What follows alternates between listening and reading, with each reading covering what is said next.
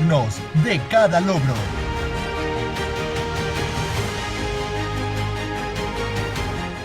Fuertes en cada desafío.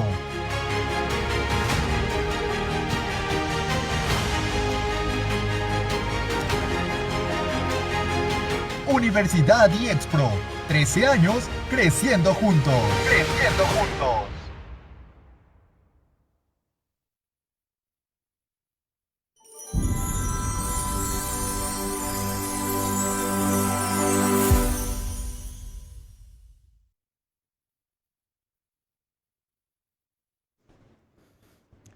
Hola, muy buenas tardes a todos y todas. Bienvenidos a un programa de Más Salud Mental para Todos. Mi nombre es Cintia Alcocer y es un gusto para mí estar el día de hoy en este programa tan interesante, tan esperado. Y antes de comenzar, me gustaría presentar a mi compañero, el maestro Israel Domínguez. ¿Qué tal, Israel? ¿Cómo estás el día de hoy? Muy buenas tardes, estoy excelente. Y como bien lo dices, este es un programa muy esperado y ha generado bastante interés, sobre todo en las preguntas que hemos tenido y la información que nos empezaron a mandar las personas interesadas. También el tema que hoy hablaremos es sobre todo para estar informados y sensibilizados acerca de la diversidad y la inclusión. Entre las diversas realidades que vemos es comprender cómo el espectro autista tiene esas características neurológicas y no solo psicológicas. Porque como lo estamos hablando antes de empezar el programa, cómo simplificamos el diagnóstico y cómo lo vemos como algo natural, pero no le damos la importancia necesaria.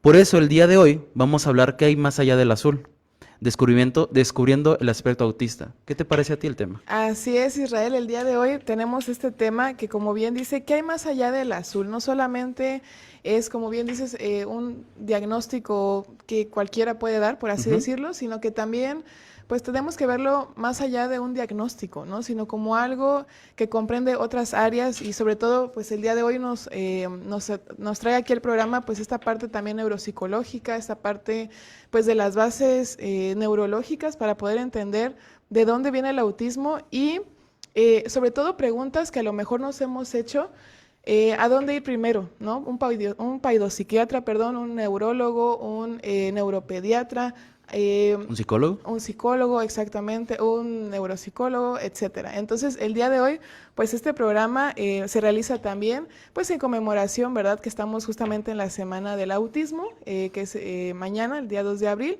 y pues espero que pues este tema sea de interés para todas las personas que nos están visualizando. Entonces, pues, ¿qué te parece, Israel, si vamos a conocer al invitado del día de hoy, que estamos de manteles largos porque es especialista en estos temas? ¿Te Me parece? parece excelente. Claro que sí, vamos. Nuestro invitado del día es el maestro Juan Carlos Gutiérrez López. Él es licenciado en psicología, maestro en psicopedagogía y docente distinguido IEXPRO. Bienvenidos. Ya está con nosotros nuestro invitado, maestro Juan Carlos Gutiérrez López. Bienvenido, ¿cómo se encuentra? Muy bien, gracias a Dios. Muy contento de poder estar aquí con ustedes, compartiendo como lo estábamos haciendo antes de iniciar el programa. Muy a gusto, la verdad. Me alegra que se encuentre con nosotros. Y para todos los que nos están viendo, me gustaría compartirles la reseña de nuestro invitado. Él es licenciado en psicología y maestro en psicopedagogía y especialista en neuropsicología. ¿Sí? Entonces, muchas gracias por estar con nosotros y me gustaría invitar a nuestro público que se den la oportunidad de aprovechar al maestro que está con nosotros, ya que sus preguntas van a retroalimentar el programa y si estemos en esta conversación que nos ayude a esclarecer los temas necesarios para hablar del autismo. Así es, maestro, pues buenas tardes, Buenas bienvenido tardes, a gracias. nuestro programa. Y pues bien, hay muchos temas que abordar, ahora sí que muchas preguntas, ¿verdad? Por parte de las personas que nos están visualizando, así que vamos a empezar con la primera pregunta, si le Claro que parece sí. bien. Adelante, por favor. ¿Cuáles son los signos y síntomas más comunes del autismo en diferentes edades? Empezamos con eso. Es una pregunta Amplia. bastante amplia. Son algunos de los más notorios, ¿no? Comienzan desde lo que es entre el primer año y el segundo año de vida. De hecho, el diagnóstico ahora puede hacerse desde el primer año de edad. Okay. uno de los datos más significativos es las alteraciones en la comunicación. Porque de acuerdo a los hitos del desarrollo, justo a la edad de los 2 años, las zonas cerebrales, principalmente del hemisferio izquierdo, en el lóbulo temporoparietal y frontal también comienzan a madurar. Existe mayor conexión cerebral, mayor actividad dendrítica, y es a donde se da el proceso de lo que es la explosión del lenguaje, en donde el niño comienza a aumentar significativamente su vocabulario. Y es uno de los primeros indicadores en los cuales uno debe fijarse. Pasada esta edad, los 2 años y medio, ver la cantidad de vocabulario que tiene el niño. Lo otro es el escaso contacto visual que llegan a tener los niños a esta edad. Es otro de los indicadores. La selectividad de alimentos. No toleran por su consistencia algunos alimentos los niños. Son algunos de los signos que se dan. Otra de las situaciones es que tienden a veces a golpearse con su mano la cabeza, tienden a tener una irritabilidad, su comportamiento es difícil de predecir, parece que no escucha cuando se le habla, le cuesta la cuestión de la atención conjunta, es decir, por ejemplo, si yo quiero invitarte a ver el monitor que tenemos enfrente, hago contacto visual contigo y te señalo hacia allá. Sin embargo, en el trastorno del espectro autista, la atención conjunta es uno de los primeros signos en los que hay que fijarse para ello. ¿Tienen alteraciones del sueño también? Es alguna de las situaciones que pueden verse desde los más significativos, ¿no? Se me hace muy interesante que mencionó el mutismo selectivo en alimentos por la consistencia. La selectividad de alimentos. Perdón. Sí, por la consistencia.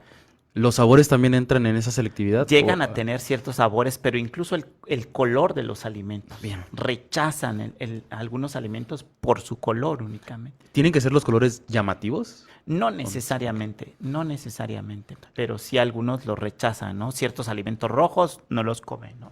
O ciertos alimentos de color naranja también, ¿no? O el olor incluso de los alimentos.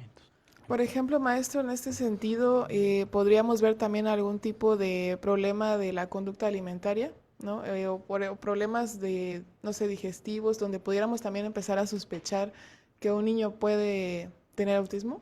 Sí, es una característica también lo que son los problemas digestivos. Es decir, tenemos niños que tardan en ir al baño al segundo o tercer día, porque hay una afectación en lo que es la macrobiota intestinal, que también es otro de los puntos que podemos tocar más adelante, en el cual al niño le cuesta ir al baño. Entonces, algunos médicos le recetan laxantes y es una de las situaciones que se da en ellos, ¿no? Okay. Ahorita que habla de la cuestión de los médicos, ahora va la siguiente pregunta. ¿Cuál es el papel de la neuropsicología en el diagnóstico y tratamiento del autismo? Este es el tema por el cual estoy aquí. Justo en el 2006 me tocó conocer al primer neuropsicólogo, el doctor Leonardo en la maestría, y nos enseñó que justo la neuropsicología era la relación entre lo que es la conducta y el cerebro, tanto en lo normal como en lo patológico. Un ejemplo que explica esto desde la neuropsicología es que a nivel cerebral tenemos 2 zonas. Una zona que comprende el lenguaje y otra zona que articula el lenguaje. La zona de Broca, que se encuentra más o menos aquí, es la zona que articula el lenguaje. Y la zona de Wernicke, que está aquí. Entre ellos hay un sistema de cableado, ¿sí?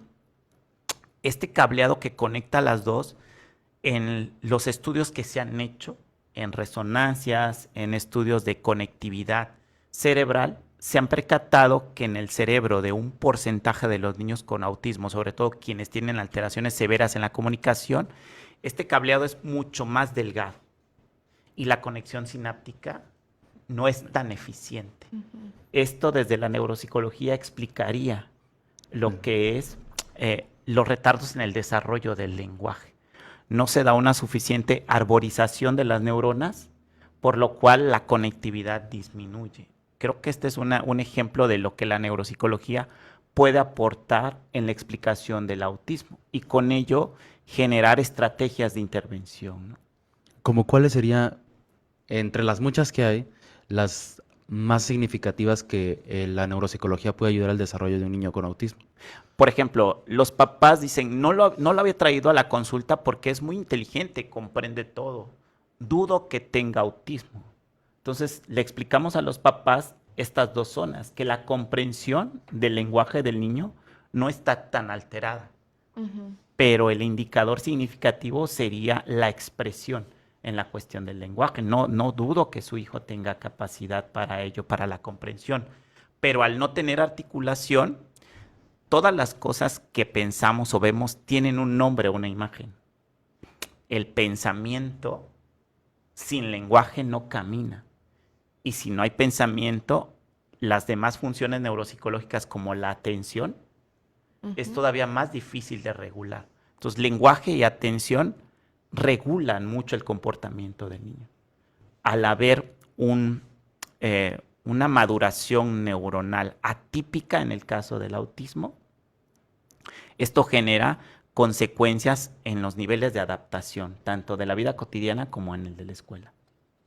Ok, muchas gracias. Maestro, por ejemplo, si alguna de las personas que nos está viendo en este momento tiene alguna sospecha o un indicio pues en algún niño o niña de que pudiera tener autismo, ¿quién es el primero profesional con el que se deben de acercar? Yo recomendaría un paidopsiquiatra como el primer especialista a cual acudir. Pero como comentábamos hace ratito, los paidopsiquiatras son menos frecuentes aquí en la ciudad donde estamos que los neuropediatras. Por lo tanto, un segundo especialista donde podemos acudir es neuropediatría, que tenga como este fogueo con los niños con estas características, ¿no? Creo que el primero es el paidopsiquiatra, neuropediatra, y pondría aquí la bandera alta de nosotros los colegas, el del psicólogo especialista en trastornos del neurodesarrollo, ¿no? Que haya tenido experiencia, horas de práctica clínica en ambientes hospitalarios, públicos o privados para el diagnóstico, la detección y el diagnóstico del autismo. Yo creo que los psicólogos sería otro especialista y también obviamente el neuropsicólogo, ¿no? Que comprende esta relación de las bases de la conducta del cerebro un poquito más allá, un poquito más allá que la psicología general. Excelente. Sí, muchas gracias. Esto encaminaría a un tratamiento diagnóstico y tratamiento multidisciplinario. Sí, multisistémico, en donde también entraría el terapeuta del lenguaje, el terapeuta ocupacional, el psicólogo de acompañamiento a la familia, ¿no? Que eso es lo idóneo, el manejo multisistémico del autismo. Excelente, gracias. A rasgos generales, ¿cuáles son? Ya me había generado ciertas características que puede tener un niño con autismo. Ajá. ¿Cómo se diagnostica el autismo y qué pruebas o cómo se evalúa para diagnosticar autismo? Qué bueno que lo comenta. Hace poco se dio un revuelo en la televisión y en las redes sociales de que ya se podía diagnosticar el autismo y el déficit de atención a través de una resonancia, lo cual es totalmente falso. El diagnóstico del autismo es clínico meramente, ¿no? Apoyado, claro, con baterías neuropsicológicas, baterías clínicas que nos ayudan a confirmar la intensidad de los síntomas. Hay una gama para ello dentro de los instrumentos, pero definitivamente el diagnóstico es clínico, observando al paciente, haciendo la entrevista de la historia clínica para conocer los hitos del desarrollo con los padres o tutores, ver cuáles son los desfases que hay, extrayendo muestras del comportamiento que hay en casa. De ser posible y lo idóneo es que se visite la escuela en donde el niño acuda para poder identificar este otro rubro, que son las dos dimensiones en las cuales se hace el diagnóstico del autismo, la dimensión social del niño, la interacción que tiene, y la otra dimensión es el lenguaje. Entonces, básicamente sería la entrevista para poder conocer la historia clínica y los hitos, toda la parte del neurodesarrollo. Eso es uno. En cuanto específicamente a los instrumentos, hay dos instrumentos que se consideran los estándares de oro a nivel mundial. Uno de ellos es la prueba ADR, que es una vez que se obtiene la sospecha de autismo, se procede a aplicar la ADR dentro del protocolo. Esto está contemplado en las guías clínicas para el diagnóstico y la intervención del autismo que se tiene a nivel nacional en México en cuanto a psiquiatría infantil, que sería mi primera recomendación para todo profesional, que se apegue a las guías clínicas y están disponibles ahí en la página del Hospital Psiquiátrico Infantil. Entonces tenemos la ADR que sirve para la cuestión de la entrevista de los padres. Posteriormente se aplica el A22, que es la prueba de evaluación, en la cual hay una interacción con el niño y está dividido por módulos, si no me equivoco, son 6 módulos en los cuales están divididos por edades, ¿no? Y por los niveles de expresión verbal que pueda llegar a tener. Esos son los 2 estándares de oro que deben de complementar la valoración para un diagnóstico certero.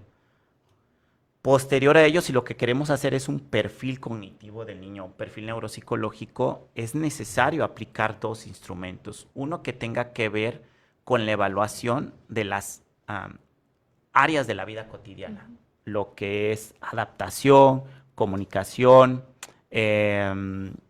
motricidad, la parte cognitiva, eso. Ahí tenemos algunas escalas, por ejemplo, en México tenemos la EDI, la escala de desarrollo infantil, que es el instrumento que estandarizó y baremó el Instituto Nacional de Pediatría en México para la valoración del niño, y que es una subsecuente de otra prueba que se llama Battelle. Pero la Battelle, los baremos son extranjeros, y ya tiene rato que la última versión, aunque acaba de salir otra versión nueva, pero de ahí se derivó, un grupo de especialistas se dedicó a hacer esa baremación de las pruebas. Entonces pondría ADR, A2, la EDI, la escala de desarrollo infantil, en su defecto podemos utilizar otra.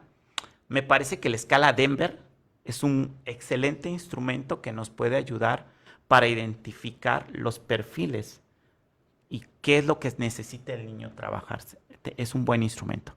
El otro instrumento que nosotros utilizamos es el perfil sensorial 2, porque si algo caracteriza el autismo son las alteraciones en el procesamiento sensorial. El perfil sensorial 2 creo que debe de ir en esa batería de evaluación. Complementaríamos con una escala que mide estos rasgos de CI o actividad cognitiva, por ejemplo, un test no verbal del WISE, por ejemplo. Okay. Del WISE, perdón, porque si utilizamos el WISE 4 o ahora el WISE 5, ponemos en desventaja al niño, porque la mitad de la prueba es verbal. Es verbal. Entonces, mi sugerencia ahí sería que utilizara la escala Wechsler, pero la no verbal, para ver estos mecanismos de razonamiento, y agregaría algunas pruebas neuropsicológicas. En México somos muy buenos para eso. Tenemos la escala, la NIP, la escala neuropsicológica infantil de preescolar, que va desde los 2 años hasta los 5 años. Bien. Luego tenemos la ENI2, que va desde los 5 hasta los 16 años.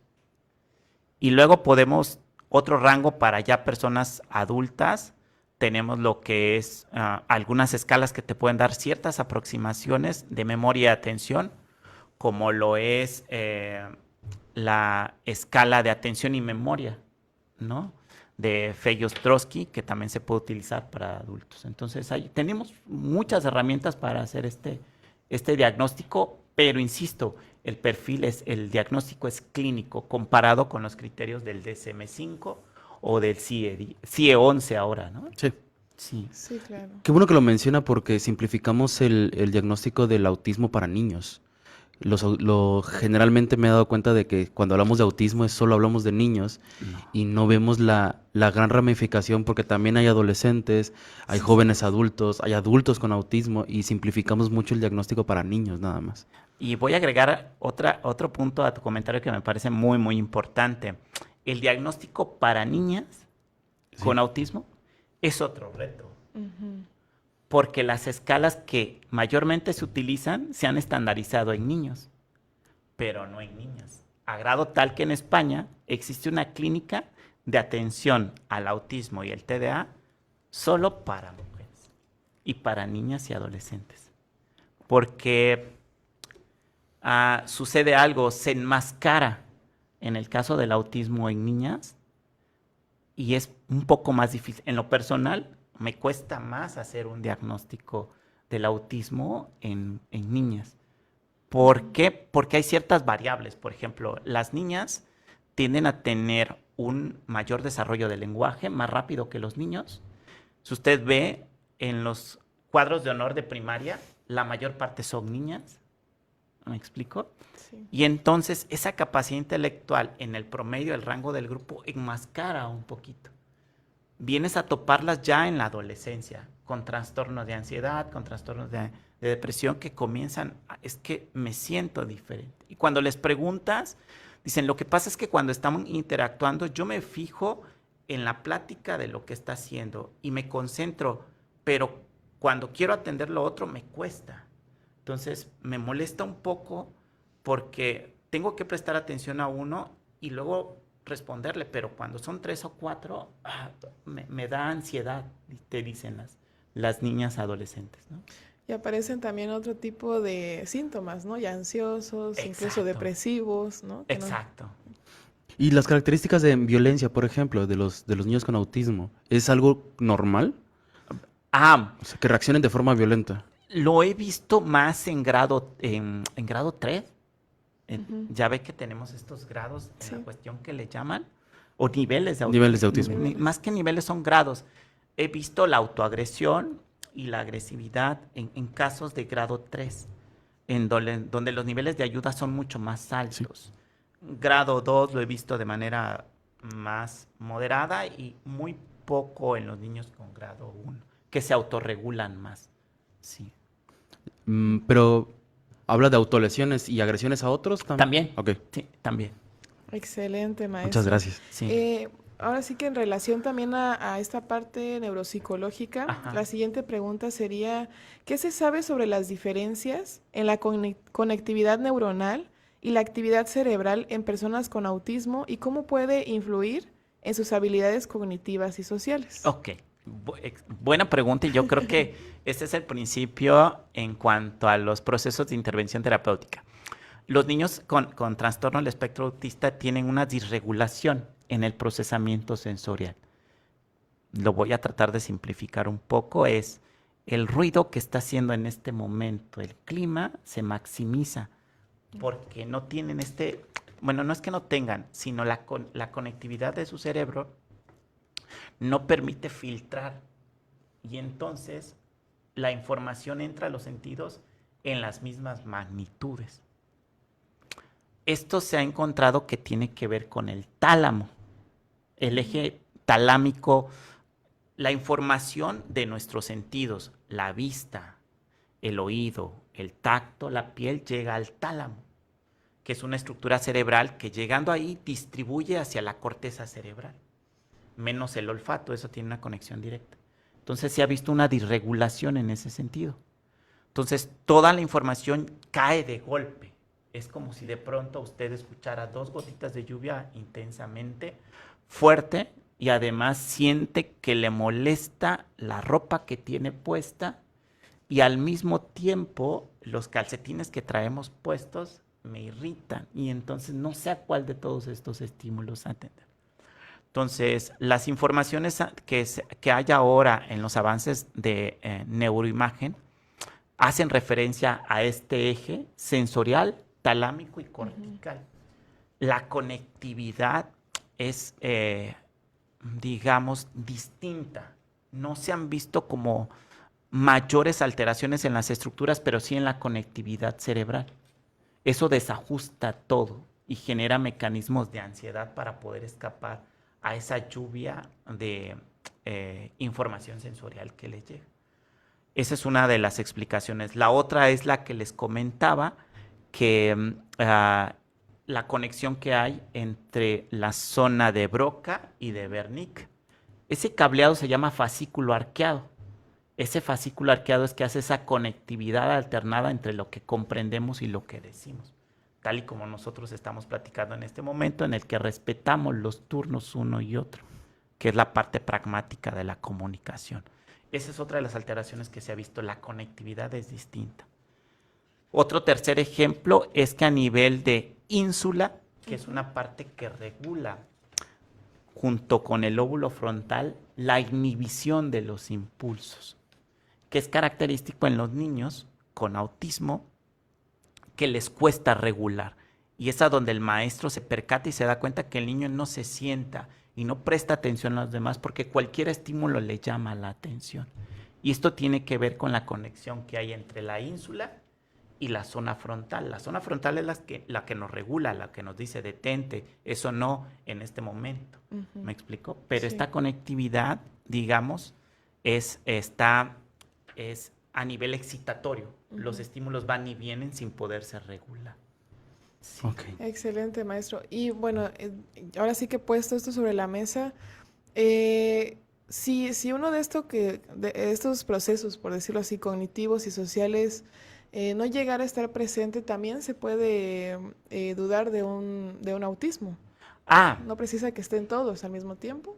Sí, no precisa que estén todos. Por ejemplo, la deprivación sensorial, la falta de contacto social en los niños, puede generar algunos síntomas que llegan a ser confundidos, ¿no? Un trastorno del lenguaje severo, ¿no? Puede Sí. ser confundido con ello. Entonces, es importante eso. Y la pregunta que le había comentado antes de iniciar el programa, Ajá.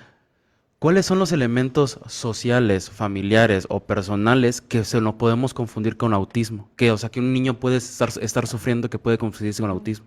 El mutismo selectivo, la ansiedad social, ¿no? Puede llegarse de pronto, temporalmente, y si no tenemos como nuestra guía bajo el brazo, nuestra guía clínica, a llegarse a confundirse con la cuestión del autismo, ¿no? Esa situación, si no tenemos el suficiente entrenamiento para ello. O sea, vivir en un ambiente violento, por ejemplo, se puede confundir con Te autismo. puede generar un retraimiento social muy fuerte, ¿no? Una tensión importante, una ansiedad, alteraciones del sueño, pérdida del control de esfínteres. Ok, muy bien, muchas gracias. Claro, ahora sí que en base a esto que usted comenta, maestro, creo que podríamos decir que no cualquier especialista puede dar un diagnóstico de autismo. Creo que no, hay que tener mucho cuidado con eso y sobre todo ver que la persona a la cual acuden pues tenga este entrenamiento, ¿no? En ello, que tenga horas clínicas, que es una de las cosas que siempre peleamos en las instituciones donde trabajamos, que los alumnos tengan horas de práctica, ¿no? Con ello. Tenemos otra pregunta que dice, ¿qué elementos debemos de tomar en cuenta abrir esta cuestión del diagnóstico para realizar un abordaje psicoterapéutico en niños con autismo? Son varios factores. Número uno, yo creo que tiene que ver con el perfil de desarrollo del niño, ¿no? A veces nos llegan a la consulta papás que lo único que quieren que el niño hable, ¿no? Esa es la expectativa de los padres, que es otro factor que hay que manejar en la cuestión psicoterapéutica. Ver si las expectativas son demasiado altas o incluso hay familias que las expectativas son demasiado bajas. Pues mire, con que se defienda, te dicen algunos papás. Sin embargo, tú ves el potencial que el niño tiene. Cierto, no estructura oraciones, no lee, pero comprende muy bien. Ese es otro factor, las expectativas de los padres, el perfil de desarrollo que tenga el niño.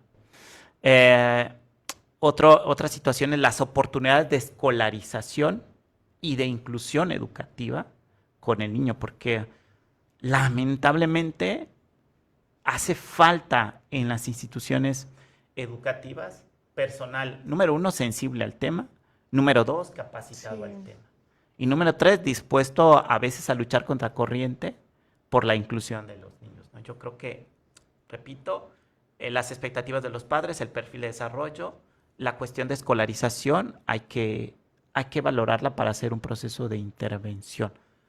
Los recursos con los que cuentan los padres también, ¿no? Los recursos temporales, económicos e incluso los recursos emocionales. Porque me he topado con padres muy dispuestos a hacer lo que se pueda, aunque se gane 2 cosas pequeñas. Y tengo familias a papás que están metidos en esta situación de la etapa de duelo y no pueden, no cuentan con las herramientas emocionales para ello, aunque el niño tiene un gran potencial para eso. Entonces yo creo que esa es otra de las situaciones que hay que tomar en cuenta al hacer un proceso de intervención. Gracias, maestro. Y bueno, aquí me surge una duda. Por ejemplo, en un abordaje, pues no solamente estamos en la parte de casa, ¿verdad? Con los papás o con los tutores. Si aquí en nuestro público hubieran tal vez docentes o personas que estén pues en este, así que acercamiento con niños o niñas con autismo, ¿cómo podrían ellos intervenir o colaborar pues a que este abordaje también pues sea más útil? Estoy cruzando los dedos para que haya muchos maestros escuchando este programa, ¿no? Y nos manden sus dudas ahí también posterior al programa con muchísimo gusto. Yo creo que el primer tema es informarse. Porque nuevamente nos topamos con maestros que quieren, pero no saben cómo. Nos topamos con maestros que saben cómo, pero no quieren. Detrás de esto nosotros hemos visto miedo, temor, incertidumbre, ¿no? Y que además, lo voy a decir así con todas las palabras y asumo mi opinión personal, es que el sistema de formación docente no está favoreciendo los procesos de inclusión. No se están formando como debieran los futuros docentes, ¿no? Y es un asunto que lo hemos peleado en varias trincheras por diversas razones que en otro programa los podemos discutir. Eso, los docentes que están preocupados estudian maestrías relacionadas con educación inclusiva, buscan prepararse porque les tocó un caso. Yo creo que sería informarse. Lo segundo sería formarse con herramientas para la cuestión destinada a la inclusión. Y lo tercero es responder a la pregunta del por qué y para qué. ¿Por qué trabajo en esto y para qué trabajo en esto? Claro. El por qué casi todos lo sabemos, ¿no? Necesitamos solventar nuestras necesidades, pero la diferencia es el para qué. ¿Qué estás haciendo en tu aula, en tu labor, que va a hacer la diferencia? ¿Para qué vienes todos los días a la escuela? ¿No? Yo creo que esa es la parte de la actitud y que atraviesa por la parte emocional de la sensibilidad y empatía que podemos tener, sabiendo que podemos hacer la diferencia en la vida de un niño, ¿no? Con o sin autismo, ¿no? Claro, y sobre todo, maestro, bueno, si me permite complementar, Claro que sí. Como bien decíamos al principio, es más allá de un diagnóstico, es decir, más allá del azul, es una persona, es un ser humano, como todos tenemos estas diferencias, ¿no? Que desde luego podemos abordarlas, pues vaya, con diferentes estrategias, pero que se puede hacer. Una de las preguntas que me hacen los docentes es ¿cómo les digo? ¿Cuál es la manera correcta de decirles, no? Persona con discapacidad, niño con autismo. A ver, ¿cómo le digo? ¿Cómo se llama? Jorge. Jorge. Exactamente. Sí. Incluso lo que ahorita que lo menciona con esta incapacidad, sobre todo en las áreas de escolares, es enfrentar a los papás. Muchos es esta cuestión el niño, sabemos que tiene una situación, hay que trabajar esa situación, pero el padre luego es mi hijo no tiene nada.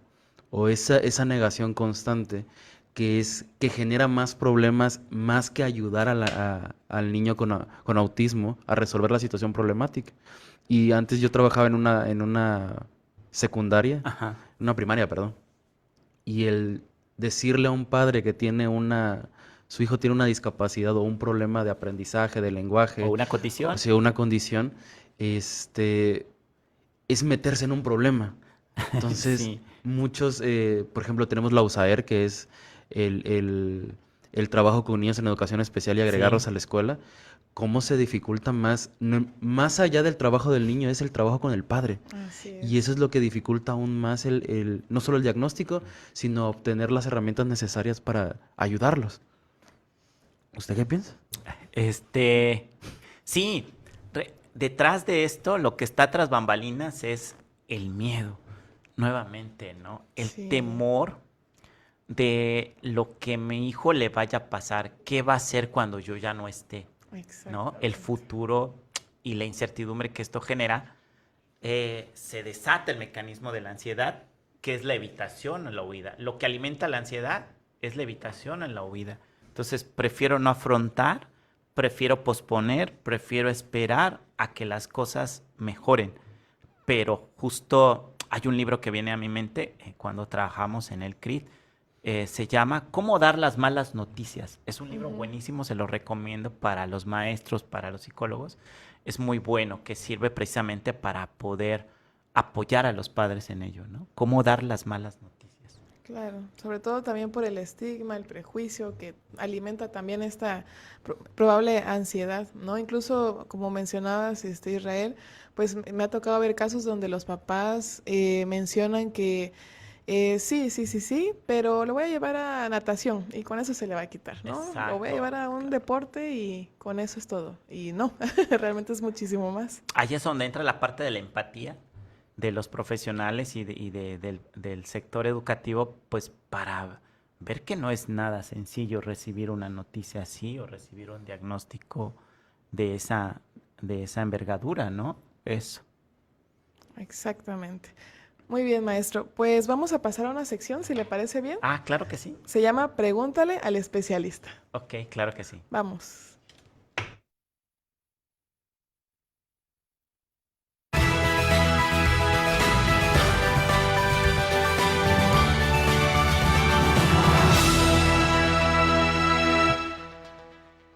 Bien, pues estamos de vuelta en esta sección de Pregúntale al especialista y como ustedes saben, cada 15 días nosotros lanzamos un formulario en donde ustedes pueden enviar sus preguntas previos a cada programa para que justamente pues nuestro ponente, pues especialista, ¿verdad?, conteste estas preguntas. Y pues el día de hoy tenemos algunas, maestro, así que se las queremos compartir. Bien, la primera pregunta nos dice, ¿cuál es el rango de pubertad en personas autistas? Muy buena pregunta. El sistema endocrino no se detiene, ¿no? Entonces, las glándulas comienzan a secretar la producción hormonal a la edad que tienen que empezar a secretar. Entonces, no tengo en este momento la evidencia que haya una diferencia entre el inicio de la pubertad entre una persona con trastorno del espectro autista y una que no la tiene. Los adolescentes que he visto es un proceso normotípico. ¿Sí? Okay. No hay esa situación. Hasta el momento no me he topado con una situación diferente. Claro, puede haber sus casos, pero bueno, ahí es donde hay que acudir al endocrinólogo para ver si existe alguna alteración en ellos. Claro, y también creo que en esta pregunta sería importante ver otros síntomas, ¿no? No exactamente los que hablamos de autismo. Claro, exactamente. Tenemos un comentario, dice, tengo un sobrino que puede tener autismo, solo que aún no sé en qué nivel. Me gustaría saber cómo diagnostico de forma correcta, no solo por mi familiar, sino porque trabajo en educación especial y hay alumnos mal diagnosticados. El autismo, hay que saber si hay algo cerca de la adolescencia de un joven autista y para poder trabajar con ello. Ok. Desconozco la profesión de quien hizo la pregunta, pero repito, como hace rato, primero es consultar la guía clínica para el diagnóstico y la intervención, que es un procedimiento estandarizado en México y le está disponible en la página. Si no lo tenemos a la mano o porque es un poquito ajeno, usted puede ingresar a lo que es la página del CRIT, Autismo, y allá hay una guía que trae 34 preguntas, 37 preguntas, y de ellas pide que el punto de corte sean 15 preguntas con sí positivos para sospechar la cuestión del autismo, ¿no? Y es una guía que está ahí disponible por ese lado, que es el primer acercamiento. Lo segundo sería consultar los criterios clínicos del DSM-5 y realizar una observación con ellos para ello. El grado, o más que niveles, el grado de autismo tiene que ver con los niveles de ayuda. El grado 1 requiere pocas ayudas para la vida cotidiana. El grado 2, moderadas ayudas. Y el grado 3, mucho más ayuda que todos los demás, a grado tal de ser dependiente para la mayor parte de sus actividades de la vida cotidiana. Entonces, primero, hacer un buen diagnóstico del autismo. 2, ver en las dimensiones del lenguaje y las dimensiones de interacción social cuáles son las que están afectadas y en qué medida. Ahí es a donde nos sirven algunos instrumentos como el A22, que nos da estos elementos para identificar el grado. Si hay que apoyarse en un instrumento para identificar el grado, yo creo que sería el A2, el A22, un buen instrumento para poderlo hacer. Incluso creo que para complementar el comentario, más allá de, igual desconozco también en cuál es su área, creo que lo más prudente es, y aunque trabajemos con niños en ciertas especificaciones, si no somos expertos en el área, y es como automedicarse. O sea, si no somos expertos, es mejor llevarlo con un especialista que maneje los diagnósticos de forma correcta, las aplicaciones de pruebas, porque no cualquiera lo puede hacer. Entonces es muy importante siempre dejar esto en claro, ¿no? Incluso los especialistas en paidopsiquiatría derivan al equipo de psicología o de neuropsicología la aplicación de las pruebas. Exactamente. Entonces es un diagnóstico integral en el que hay que trabajar, porque también interviene el especialista en lenguaje. También.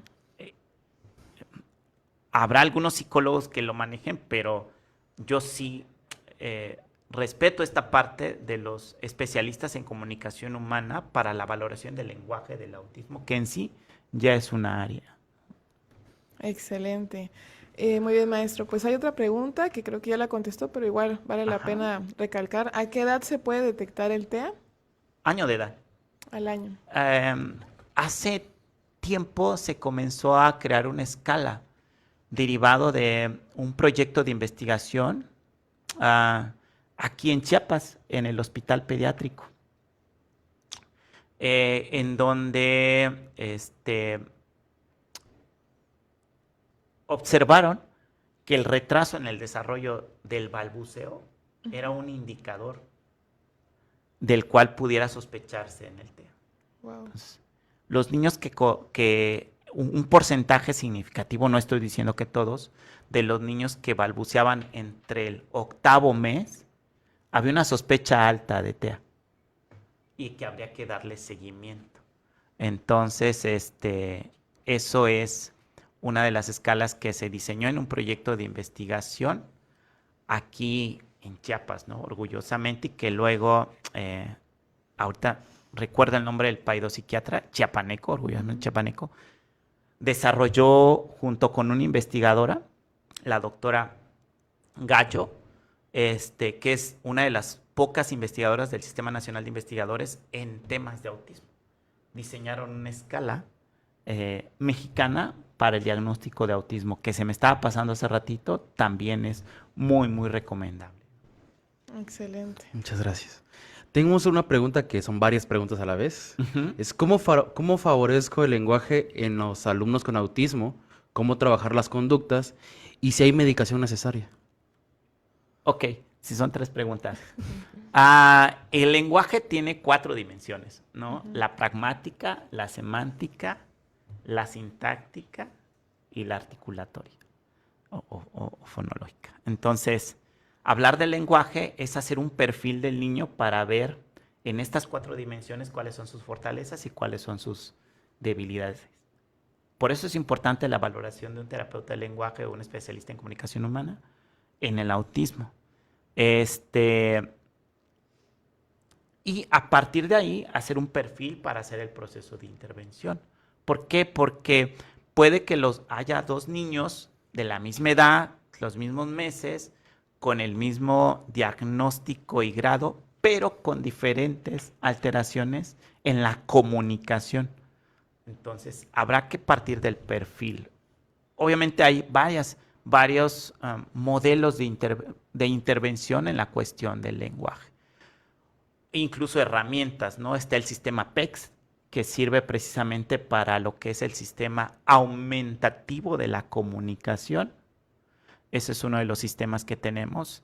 Está el otro modelo, el modelo Denver, que es un modelo de intervención en todas las distintas áreas en la cuestión del desarrollo, que son los 2 que se me vienen a la mente en ese sentido para lo que es el desarrollo del lenguaje o de la comunicación en el niño. Que es que son dos conceptos que se pueden llegar a utilizar como sinónimos, Ujú.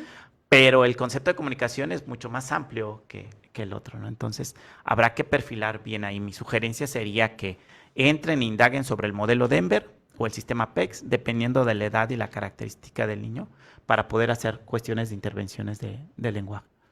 Excelente, maestro. Y bueno, una pregunta más que nos hacen es si podría explicar, justamente de que hablamos de la comunicación, sobre la comunicación gestal, que quiero pensar que es esta parte de los gestos. De los gestos. Antes se me olvidaba la otra parte de la medicación, La medicación. que creo sí, que es sí, sí, súper, sí. súper importante. La respuesta es sí. Tenemos un tabú hacia el uso de los medicamentos, tenemos muchos temores, hay muchos mitos y hay mucha desinformación. Hay varios casos, algunos casos, cada caso es particular, pero que ameritan. Por ejemplo, es característico en el TEA alteraciones electrofisiológicas que alteran el ciclo de sueño del niño. Y si un niño no duerme bien, no va a aprender bien, no te va a prestar atención, no va a tener una buena regulación. Entonces, acuden a algunos medicamentos que conozco, pero no es mi área, me abstengo de mencionarlos. Entonces, pero necesitan que el niño duerma. ¿Me Claro. explico? Hay algunos casos en los cuales la irritabilidad, la autoagresión o la agresión a los otros que pone en riesgo la propia integridad o la de los otros, en las que requieres hacer uso de ciertos medicamentos que ayudan a apaciguar o inhibir este cierto tipo de conductas. O hay otro tipo de medicamentos que te ayudan a centralizar y a focalizar los periodos de atención para que sean más sostenidos. Entonces, la medicación existe y sí ayuda. Ojo, no fueron medicamentos que se diseñaron para el autismo. Son medicamentos que vieron efectos terapéuticos y para eso también existen las guías clínicas en las cuales los especialistas se apoyan, ¿no? Porque depende de cada caso, la casuística es importante, pero sí, yo he visto mejoras, he hablado desde la experiencia particular, y donde el niño mejora con la cuestión del medicamento. Pero bueno, ahí tenemos también los documentos que pueden consultar, los artículos, los invito a que los consulten. Hay metaanálisis sobre los efectos que tienen los fármacos positivos en los niños. Yo hablo desde mi experiencia, pero puedo haber estado equivocado toda mi vida desde mi experiencia, ¿verdad? No lo digo yo. Chequen, por favor, las guías clínicas y chequen los metaanálisis que existen sobre el uso de los fármacos para el autismo. Los papás se espantan porque de pronto, pero este medicamento era para otro trastorno. Sí, pero tiene su historia ese medicamento, cómo fue que llegó a dar al autismo y los efectos terapéuticos que ellos tienen. Otro punto importante es que los papás de pronto les dan una semana. Claro, los medicamentos tienen efectos secundarios, pero hay un proceso de adaptación que solo el especialista sabe cuánto. Entonces, a los 3 días se los retiran. Entendible, legítimo el temor de los padres, porque también quieren en la escuela resultados rápidos y no es así. Es importante la psicoeducación y es importante la información de los especialistas sobre el uso de los medicamentos. Claro que sí. Muchas Ahora gracias. Sí, sí, sí. regreso con la parte Ah, de la gestal o de la gesticulación. Justamente la ínsula y lo que son las neuronas espejos son las encargadas como principales responsables del reconocimiento facial y de las emociones que implican. No es que no estén presentes, sino la conectividad es distinta, ¿no?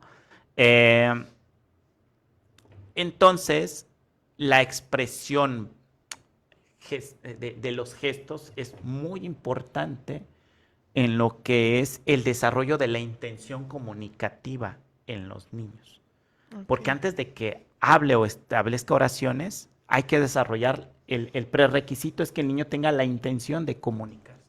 Y por eso la parte de la expresión facial, de la comunicación constante con el niño, favorece, ¿no? Claro, y yo creo que eso también se trabaja desde el día 1, ¿no? Desde que se pega con mamá y toda esta parte también de la parte física, ¿no? Ujú. La sonrisa, lo que podemos nosotros ver que se hace con un bebé desde, bueno, vaya, desde que nace, ¿no? Sí. Todo eso tiene que ver. Excelente, maestro. Hay otro comentario que dice que Tengo alumnos que quisiera ayudarlos a ser independientes y funcionales. A nivel personal, tengo un sobrino que tiene autismo, solo que pienso que está muy sobreprotegido por sus padres, pues es un tema familiar constante, porque en ocasiones los primos y mis hijos no logran entender sus conductas. Ujú. Y la pregunta es, ¿qué quiere hacer? Sí. ¿Cómo poder ayudarlos? Yo creo que lo primero, otra vez regresamos a este punto de informarse. Entender que algunos de los síntomas van a permanecer. En menor medida si se trabaja con la cuestión de la intervención. Van a permanecer. 2, buscar las redes de apoyo que existen. Por ejemplo, aquí en Tuxtla Gutiérrez tenemos algunos centros como redes de apoyo, particulares y públicos, y en los cuales se puede acudir a la cuestión de la terapia, ¿no? Y brindan terapia a los padres. ¿Puedo mencionar algunos de ellos? ¿Sí? Sí, por ejemplo, está el CRIT, Sí. que el año pasado abrió un proyecto que se llama Proyecto Burbuja, si no me equivoco, para la detección y atención temprana del autismo, sobre todo en niños de preescolar.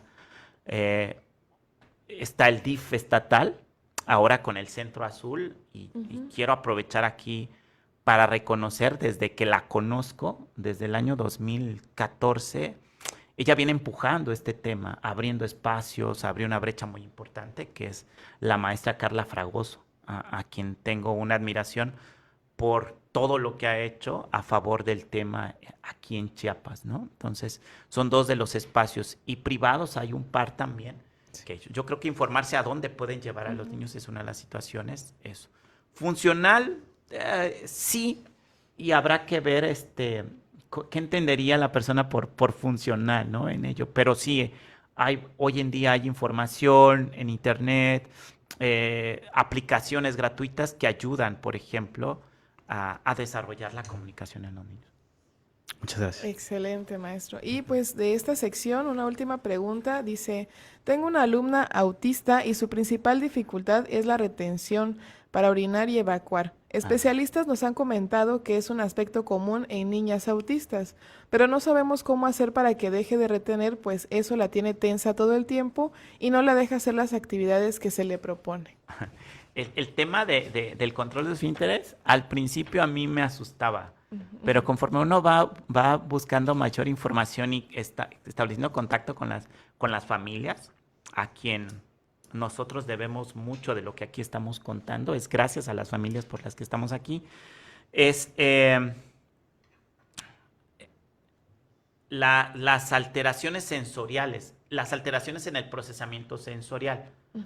Es común, sí, el retardo en el control de esfínteres en el TEA es también común. Entonces, por ejemplo, si tienen que estar haciendo contacto con algo para sentir mayor seguridad. Si el inodoro les queda más alto y no tocan el piso, no hay esta sensación de seguridad y genera ansiedad. Okay. Y si nosotros tenemos miedo o ansiedad, difícilmente vamos a poder en ese momento ir al baño, ¿no? En ese sentido, ese es un primer punto. Otro, tiene que ser la temperatura también es importante del lugar a donde van. Sí. Existen los sistemas aumentativos y alternativos de comunicación a través de pictogramas, donde se pueda llevar a cabo y ambientar el lugar en donde el niño va. Se tiene que hacer algo que se llama desensibilización sistemática y aproximaciones sucesivas a la conducta que queremos lograr. Y puede ir por metas, paso a pasito. La primer meta puede ser que pueda tocar la puerta del baño. ¿Me explico? Claro.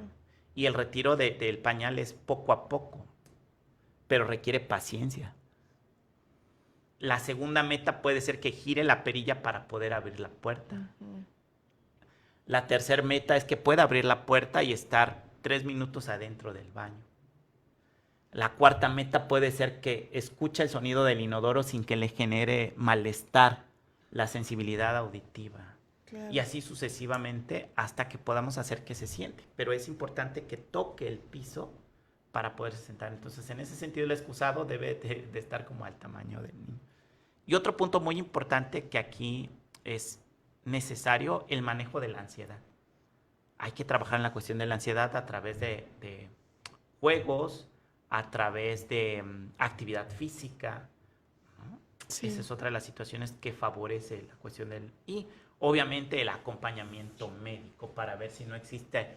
lo primero que hay que descartar es que exista alguna alteración orgánica para el control de esfínteres, ¿no? Por supuesto. Sí, claro. Ahora sí que también es una parte importante porque no solamente es que retenga, ¿no? Sino de saber en qué condiciones y qué es lo que puede estar como haciendo que esta conducta, pues, vaya, siga ahí, ¿no? Sí, claro. Y se puede acompañar con la cuestión médica. Por ejemplo, se hace uso de laxantes para los niños, ¿no? Y que pueden ir favoreciendo poco a poco esos niveles de confianza para poder entrar al baño. Excelente. Tenemos muchas preguntas de nuestro público, Ok. que es importante también contestarlas. Cari Álvarez Frías nos pregunta, de acuerdo al DSM-5, ¿cuáles son los términos correctos para dirigirlos al espectro? Los términos, trastorno del espectro autista. Sí. Ok. Bien, la segunda pregunta que igual nos hace Cari Álvarez dice, ¿el espectro autista puede estar ligado también a una discapacidad intelectual leve? Sí, sí, sucede. Sucede también que puede haber esta discapacidad intelectual leve, ¿no? Un compromiso cognitivo del niño. Por eso es importante la valoración neuropsicológica del niño. ¿Puede Claro. estar asociado? Sí. O, es que por eso es el espectro, Claro. porque se da la doble excepcionalidad. Hay chicos, chicas, con TEA y altas capacidades, a grado tal que los maestros se enojan, porque dicen que no es posible que exista, que la mamá le diga que su hijo tiene autismo, si es muy inteligente. Y sí existe esta doble excepcionalidad. Es por eso el tema del espectro. Muchas gracias. Óscar Holguín pregunta, maestro, buena tarde, una pregunta. ¿Es cierto que el exceso de azúcar podría entorpecer el diagnóstico? Entorpecer el diagnóstico, pues más que entorpecer el diagnóstico, es entorpecer la actividad del niño. En el general. sentido, sí. ¿Por qué? Porque generas una descompensación. El gluten, el exceso de azúcares, es una de las situaciones que hay que trabajar desde lo que es la alimentación en los niños y mejoran mucho si se tiene una adecuada alimentación. Más que el diagnóstico, me parece que la actividad del niño también, el consumo excesivo de azúcar. No necesariamente a niños con autismo, sino en la generalidad. En la generalidad. Si usted va a ciertas tiendas de color amarillo y rojo y el 80% de lo que nos venden ahí es azúcar en sus diferentes modalidades. En esas tiendas Sí. lo que vende es azúcar. Es cierto. Sí. Excelente, maestro. Otra pregunta que nos hace Cari Álvarez dice, ¿podrían los hábitos alimenticios ser un factor que favorezca a los niños con TEA? Totalmente, totalmente. En uno de los módulos de las formaciones que tuvimos, hay que fueron 4 semanas hablando solo de alimentación en TEA. Mi primer recomendación es que regulen 2 cosas, el ciclo de sueño del niño y su alimentación. Ok. Gluten, por ejemplo, está retirado de la dieta en el trastorno del espectro autista. Eso es una de las situaciones. Y a grado tal que hoy existen procedimientos que tienen evidencia científica que favorecen en el trastorno del espectro autismo un mejor procesamiento sensorial. Es muy interesante ese tema, que igual otro día, si gustan, lo platicamos. Sí, por ahí les puedo compartir algunas ligas de información donde viene la evidencia científica asociada a la alimentación con el tema. Ahora, Excelente. porque va muy pegado a esta pregunta. Así un Lara pregunta. Ahora, un niño que come azúcar, ¿cómo les afecta en su conducta? El niño que come azúcar, por ejemplo, uno de los efectos de la glucosa es que de pronto tiene hiperfocos de atención, pero luego para que el sistema digestivo pueda asimilar esa cantidad de azúcar, tiene que echar mano de otras sustancias. Entonces lo que hace es que te pega, hace el pico de atención y luego viene esta parte de decaimiento de la atención. Entonces genera procesos atencionales disfuncionales, por un lado. Número 2, el exceso consumo de azúcar hace esta parte que se vaya ganando sobrepeso. Ujú. Y entonces el consumo, para poder digerir esa glucosa, el estómago trabaja mucho más tiempo, descompensando los procesos atencionales de concentración y de memoria en los niños. ¿Es una cuestión de, por ejemplo, de consumo de energía? ¿O cuál sería como la relación entre esto que usted menciona? Como tengo mayor cantidad de azúcar, mi Ujú. cuerpo necesita echar mano junto con mi hígado para poder eliminar ese proceso. Estoy forzando un poquito la máquina y descuidando otras cosas para ello, ¿no? Como por ejemplo, hay estudios longitudinales de cómo la obesidad Ujú. genera un decaimiento en lo que son los niveles de CI. Hay un estudio en Inglaterra de casi 22 años de cómo la obesidad generó un menor puntaje en las pruebas de CI en los niños a llegar a la universidad. Wow, Sí, qué interesante. sí, por ahí también les comparto el estudio. Excelente, maestro. Otra pregunta que nos hacen llegar es de Ari EB. Nos dice, ¿qué opinan acerca de la estimulación cognitiva con actividades de juego en los niños? Es el punto de partida para el trabajar con los niños eh, con o sin TEA, ¿no? Entonces yo creo que el que uno quiera que el niño que llega a terapia haga las actividades que tú quieres es estar sacrificando la mitad de tu tratamiento. Si no es que más, tienes que dejarte llevar por las características y los intereses del niño para que la estructura de su juego tú incorpores aquellas habilidades que deseas desarrollar de acuerdo al perfil que tenga el niño. Es un punto básico, ¿no? Entonces, por ejemplo, ahí le recomiendo el modelo Denver para poder trabajar con los niños. Excelente. Tenemos un comentario.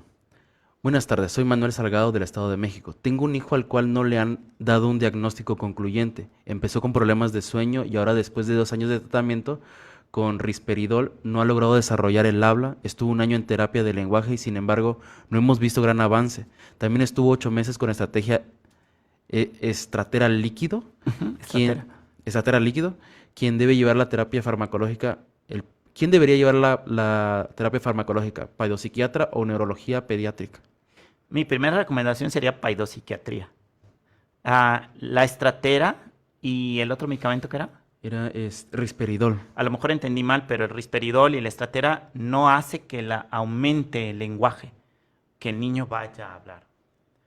Favorece procesos atencionales y dentro de ellos, la estratera, por ejemplo, puede ayudar a que en la terapia pueda prestar más atención y pueda desarrollar sistemas de comunicación aumentativos, ¿no? Y de intención comunicativa. Aquí la terapia del lenguaje es el punto para ello, ¿no? Para complementar, perdón. Sí. A lo visto tiene bastante tiempo de tratamiento. ¿Es normal el que no haya obtenido los resultados que él espera? Yo creo que aquí habría que reforzar con otro tipo de trabajo. Por ejemplo, el sistema motor está relacionado con el desarrollo del lenguaje. Ok. En el autismo y en el TDA te vas a dar cuenta que el sistema kinestésico motor está alterado. Tienen dificultades de equilibrio, les cuesta pararse sobre un pie, no tienen esta marcha tándem de un pie sobre el otro. Entonces, mi primera sugerencia sería la estimulación sensorial. Junto con la terapia del lenguaje, los niños mejoran. Lo otro es la regulación de la alimentación y los ciclos del sueño. Punto muy importante, el retiro de pantallas o dispositivos móviles porque genera disminución de la melatonina, que es el inductor del sueño, ¿no? Retirar pantallas, eso. Creo que es una de las situaciones que por ahí puede estar y mi primera recomendación es de paidopsiquiatría. En su defecto sería neurología pediátrica. Conozco también neuropediatras muy buenos para la cuestión del diagnóstico del autismo por la experiencia clínica que han tenido. Muchas gracias. Excelente, maestro. Una pregunta de Cari Álvarez. Dice, de acuerdo al DSM-5, existe el término espectro autista, no autismo, Ajá. ya que tengo un alumno diagnosticado desde hace 5 años con TEA, Asperger en su momento, pero ahora se le hicieron esas 2 pruebas que menciona y la terapeuta en su diagnóstico menciona que tiene, de acuerdo al DSM-5, un espectro autista, pero no tiene autismo. ¿Existe una nueva versión de DSM? Incluso la terapeuta indica que el alumno podría tener aunado una DI leve, que es intelectual. Ajá, sí, Ujú. sí, claro. Ojalá me pueda resolver esta duda. Saludos desde Tabasco. Saludos a Tabasco. Es que es bien interesante el planteamiento y el juego de las palabras. Es que el término como autismo no está considerado como tal, es espectro autista, Ujú, que puede tener un sinfín de, no un sinfín, ciertas características que entran dentro de este espectro, ¿no? claro. Es espectro autista. Trastorno del espectro autista es el diagnóstico. Si estamos buscando un autismo puro, no existe. Es trastorno del espectro autista, ¿no? Que con sus características que pueden ser variables. Exacto. Sí. Sí, Ok. sí. Ok, entonces, bueno, sí, en esta respuesta no hay una nueva versión de DSM, no hay un nuevo concepto, es trastorno del No, el espectro autismo. DSM-5, ahorita está el revisado, la versión revisada, Ujú. pero no recuerdo si está autorizado todavía o no del DSM-5. Sí, solo es revisado. Solo revisado Sí. hasta el Ujú. momento, hasta ahí me quedé. Ok, excelente. Otra pregunta es, de Silver CH, es cómo se puede tratar la selectividad de alimentos. Esa es materia de nuestros amigos terapeutas ocupacionales a los cuales yo les tengo un gran respeto por la paciencia, ¿no? Habrá que hacer el menú de los alimentos y hay que hacer un espectro de menú de lo que sí come a lo más alejado que no come, pero que sus requerimientos nutricionales son muy importantes por la edad y las características que tiene el niño. Por ejemplo, tengo casos donde el niño te puede comer quesadillas mañana, tarde y noche durante solo una semana. Durante toda la semana. Pero dime qué requerimientos nutricionales tienen las quesadillas. Sí, claro. Jamón, si acaso el queso. Lo demás es harina. ¿Qué es azúcar? ¿Qué es azúcar? Ujú. Entonces hay que hacer como esta parte del menú. En dónde estoy y hacia dónde quiero llevar al niño. Y es nuevamente esta parte transitoria. Por ejemplo, casos de niños que solo te comen yogur y de cierta marca. ¿Qué hizo la mamá? Empezó a meter en el yogur trocitos muy pequeños de fruta en esa marca específica de yogur. Ujú. Y poco a poco la mamá fue agrandando los pedacitos de fruta. De fruta. Y luego combinó fruta con verduras en el mismo yogur. Ah, ok. Después fue sacando las frutas y en el plato le fue poniendo yogur. Después fue retirando el yogur, solo por poner un ejemplo, hasta dejar las puras frutas. Y fue incorporando sistemáticamente proteínas, etc. Esto le llevó a la mamá aproximadamente 2 años del proceso. Entonces es un proceso sistemático, hay que acudir con el especialista en nutrición para ver cuáles son los requerimientos que tiene el niño y empezar a hacer el menú apoyados, insisto, de un terapeuta ocupacional a quien yo respeto mucho.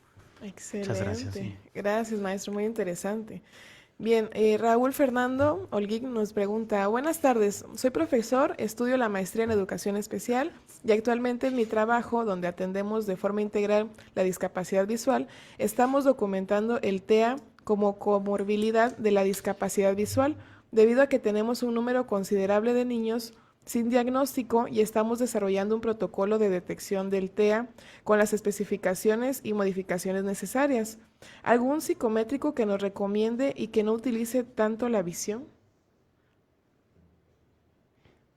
Es un tema interesante porque una de las características de las personas con discapacidad visual que le ayudan a identificar la posición de su cuerpo, y el maestro lo ha de conocer, lo conoce mejor que yo, esta parte de las distancias es esto, se balancean las personas con discapacidad visual. Pero es un sistema de poder mantener la calma. Curiosamente o paradójicamente es lo contrario de lo que se piensa. Y llega a veces a confundirse este balanceo con la cuestión del autismo. Esa es una de las primeras observaciones que yo haría. Un psicométrico que no utilice la cuestión visual, hasta la fecha no conozco alguno. No conozco alguno.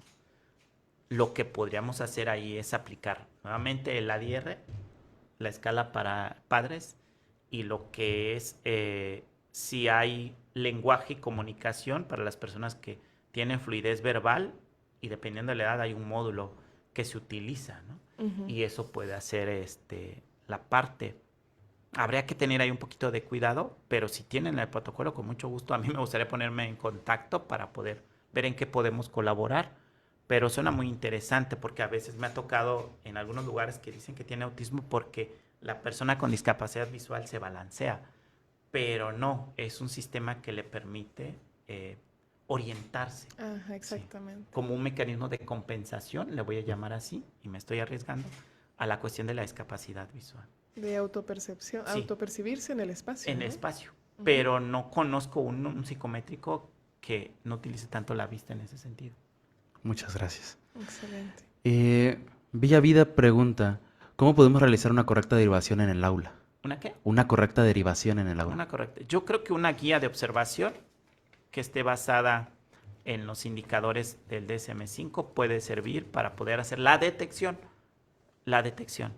Posteriormente a ello, si hay equipo de USAER, lo que aquí le llamamos USAER, puede apoyarse en la psicóloga para la cuestión de, aparte de la detección, aplicar un instrumento que nos dé mayor información positiva o negativa. Y posteriormente de ello, comunicarse con los padres de familia para no decirles que tiene autismo, sino que hay Ujú. algunas situaciones que están dificultando, ¿no?, el acceso a la cuestión de los contenidos. Y sería paidopsiquiatra, neuropediatra o psicólogo especialista en trastornos del neurodesarrollo. Muchas gracias. Excelente, maestro. Araceli Sánchez nos pregunta, ¿a partir de qué edad se puede diagnosticar el autismo? ¿Es posible que se puedan detectar algunos rasgos en la primera infancia? Sí, a partir del año de edad, y les decía, el paidopsiquiatra Omar Náfate, a quien también admiro mucho y que ahora se encuentra haciendo una especialidad en genética, empezó a diseñar esa escala aquí en Chiapas y que después le dio pie para investigaciones en ello, pero se puede hacer desde el primer año de edad. Tengo un comentario que se me hace muy interesante de Norma Maldonado. Ajá. Me han comentado las psicólogas que he conocido, no porque haya ido a consulta o a terapia, más bien porque trabajamos en una institución de salud. Me han dicho que tengo TDA y principios de autismo no desarrollado. ¿Eso es posible que una persona de 50 años? Eso, me suena porque eso de autismo no desarrollado. Es que el autismo es poco probable, por no decir imposible, que sea no desarrollado, Sí. ¿no? ¿Es autismo o no es autismo? Así ¿Me de explico? fácil. Entonces, sí existe la comorbilidad entre el autismo y el déficit de atención. El 40% de los diagnósticos de autismo tiene como comorbilidad el déficit de atención, generando hiperactividad, impulsividad. Pero el no desarrollado me parece que es un término equivocadamente utilizado. Eso no es. Incluso creo que, como bien lo sabemos los que hemos estudiado el DSM en la universidad y Ajá. a posterior, podemos tener rasgos, pero no necesariamente tiene que haber Sí, un claro. diagnóstico como tal. Entonces Sí. creo que a esta persona le pasa esto. Podemos ver ciertos tipos de rasgos, pero no necesariamente un diagnóstico como tal. Y es que las redes de pronto ayudan y de pronto entorpecen mucho. Sí, De pronto uno se encuentra con ciertos videitos de 30 segundos donde mencionan ciertas características y aparecen términos como yo soy neurodivergente, en este afán de identificarse o de tener una identidad en esta sociedad líquida en la que vivimos, que llega a confundir más a la población y es triste, la verdad. sí. Entonces, habrá que acudir con el especialista, sobre todo si tiene efectos en la calidad de vida. Así es, creo que Muchas eso es gracias. importante destacarlo, ¿no? Como usted dice, muchas veces nos vamos por los síntomas, o por decirlo así, ¿no? Que vemos en internet y que pues nos podemos identificar, pero precisamente por rasgos, ¿no? A lo mejor nosotros ya con el especialista ya veríamos, ¿no? Si se trata de algo que tendríamos que tratar. Sí, exacto. Ok, Araceli Sánchez menciona, en la primera infancia, ¿qué apoyos se les puede brindar a niñas y niños con autismo? Ok, yo creo que esta parte de la psicomotricidad, estimulación temprana, puede ayudar a regularle, sería el primer paso. Lo segundo sería el enriquecimiento comunicativo del niño en esta primera infancia, ¿no? Lenguaje y movimiento son 2 puntos en los que se le puede ayudar. Lo otro sería la ayuda a los padres. ¿Me explico? Para que cada niño tiene su propio ritmo, sí, cierto, pero también los padres a veces nos desesperamos que no avanzan al resto de los demás niños. Excelente, gracias.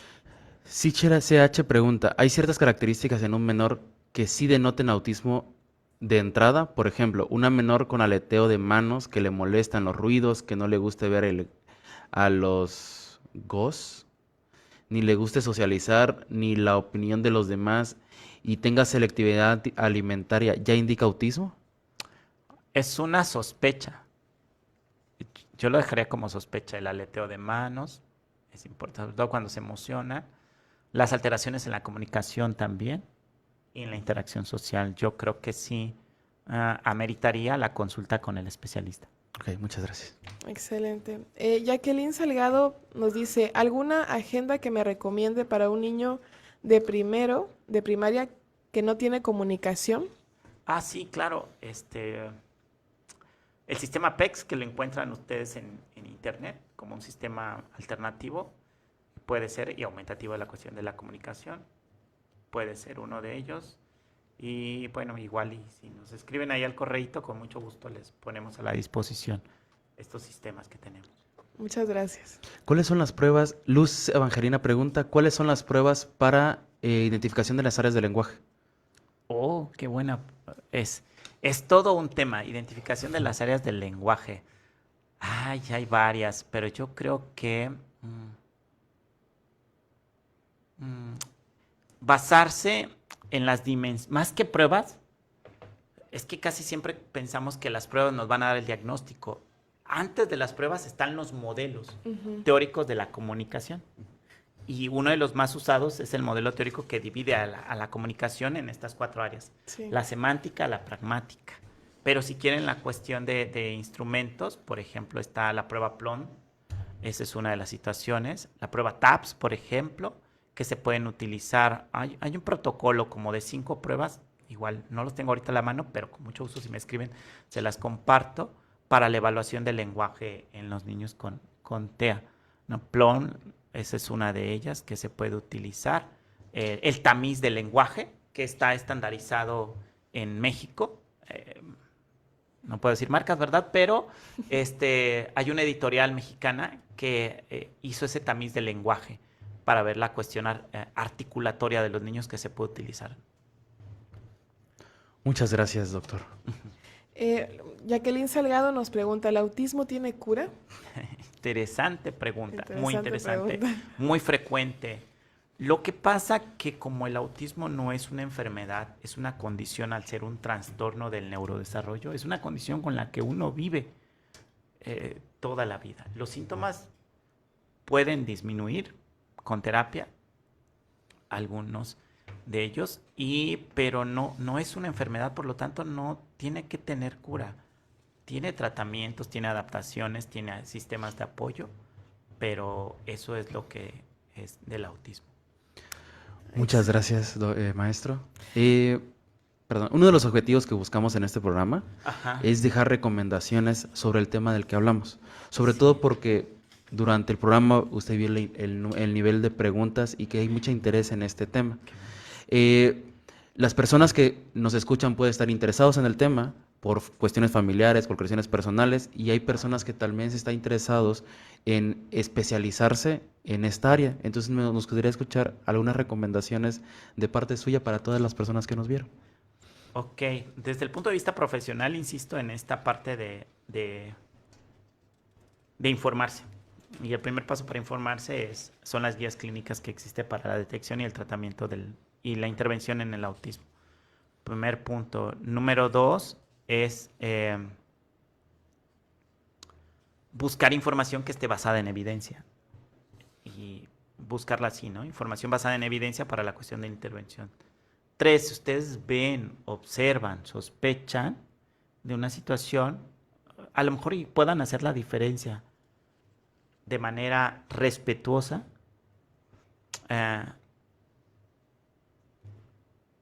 platicar y acercarse con los padres, ¿no? Oye, fíjate que estuve en programa, llevé un curso, me informé, tuve un diplomado y me parece que algunas situaciones, no estoy diciendo que lo sea, pudieran estar. No está de más pedir la opinión de algún especialista. Yo no lo soy, pero puedes pedir, ¿no? A lo mejor es eso. Si no, pues y ya, ¿no? Y discúlpame si tal vez me estoy equivocando con ello. Mi única intención es poder ayudar, ¿no? Esa sería una de las situaciones. 3, seguirse preparando, algún diplomado, alguna especialidad, alguna maestría en el tema, porque me parece que hay un aumento en el índice de la detección y el diagnóstico del autismo. Si somos docentes, nos vamos a topar en algún momento con este reto que implica, pero que es un reto de mucho aprendizaje. Muchas gracias. Así es, maestro. Muchísimas gracias por estas recomendaciones. Yo sé que serán de gran ayuda para todas las personas que visualizan esta transmisión. Y pues quedan por ahí algunas preguntas por responder, maestro, Ajá. por si nos gusta apoyar Claro más que sí. adelante para que posteriormente pues estén pendientes, les haremos llegar la respuesta. Sí, con gusto. Para finalizar, maestro, algunas palabras de despedida para nuestra audiencia. No, que pues muchas gracias, de verdad. Que primero que gracias a IEXPRO por este tipo de eventos de difusión y en cuanto a la ciencia, son muy valiosos, podemos llegar a muchas personas y agradecer su participación en cuanto a las preguntas. Yo encantado de estar aquí respondiéndoles. Y mañana justo se celebra el Día Mundial de la Concientización del Autismo. Participen, infórmense, informen a los demás también y bueno, seamos esa diferencia. Uno piensa de pronto que al trabajar en estos espacios uno le puede cambiar la vida, ¿no? A los niños y a sus familias, pero realmente al final del día te das cuenta que ellos son los que te cambian la vida al verla de una manera, digamos, más humana, ¿no? Más en contacto con el otro. Excelente, maestro. Pues vamos a hacer la entrega de un reconocimiento. Ay, gracias. Permítame Sí, hacer claro. lectura. Ok, la Universidad IEXPRO otorga el presente reconocimiento al maestro Juan Carlos Gutiérrez López por su destacada y valiosa participación en el programa de Más Salud Mental para Todos, con el tema ¿Qué hay más allá del azul? Descubriendo el espectro autista, realizado en las instalaciones de la Universidad IEXPRO en Tuxtla Gutiérrez, Chiapas, el día 1 de abril del 2024. Muchísimas gracias, maestro, de verdad. Gracias. Gracias Gracias. por Muchas aceptar gracias. nuestra invitación. Para nosotros fue un gusto pues estar conversando con usted y también le agradecemos a todas las personas que nos acompañaron en este programa. Les agradecemos mucho sus comentarios y también les recordamos que pueden hacer llegar sus preguntas en Pregúntale al Especialista para que estén pendientes de nuestros próximos eventos y demás programas. Pues nos despedimos sin más y también les recordamos que tendremos nuestra próxima emisión el día 15 de abril a las 5 de la tarde, donde abordaremos el tema Liberarse para avanzar, aprendiendo a soltar para la salud mental. Un tema muy bonito, así que los esperamos el 15 de abril. Y maestro Israel, ¿algunas palabras? Nada más es un gusto haber estado aquí, es un gusto haber tenido esta conversación con ustedes y vernos para la próxima emisión. Así es, nos vemos. Muchísimas gracias a todos, que tengan linda tarde. Hasta luego. Hasta luego. Gracias.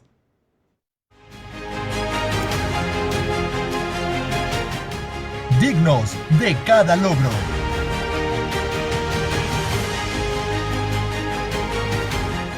Fuertes en cada desafío.